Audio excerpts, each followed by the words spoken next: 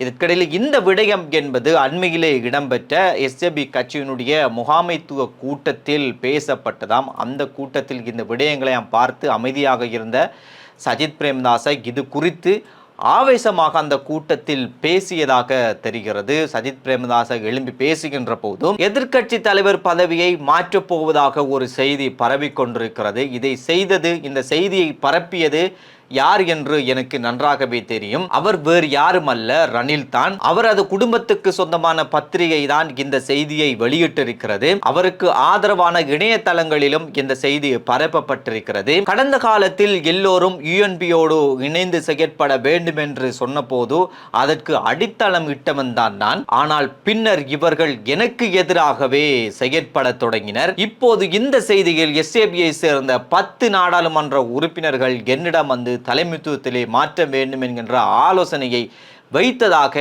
சொல்கிறது. இவ்வாறு சஜித் கூறுகின்ற போது அந்த இடத்திலே இடைமறித்த அந்த கட்சியினுடைய செயலாளர் ரஞ்சித் மதுவ பண்டார மற்றும் SM மரைக்கார் ஆகியோர், அப்படி என்றால் உங்களிடம் வந்து ஆலோசனை வைத்த அந்த 10 நாடாளுமன்ற உறுப்பினர்களை இப்போதே கூறுங்கள் என்று சொல்ல, இதற்கு பதிலளித்த சஜித் அந்த செய்தியில் பரப்பப்பட்டது போல அப்படி எந்த உறுப்பினர்களும் என்னை சந்தித்து இந்த தலைமைத்துவத்தை மாற்ற வேண்டும் என்று யாரும் எனக்கு ஆலோசனை தரவில்லை. இவை அனைத்தும் ரணில் பரப்புகின்ற செய்திகள் தான். இதற்கு பின்னாலும் நான் அமைதியாக இருந்து வேலை இல்லை. இது தொடர்பாக இதற்கு அப்புறம் நான் வாய் திறந்தே ஆகுவேன்.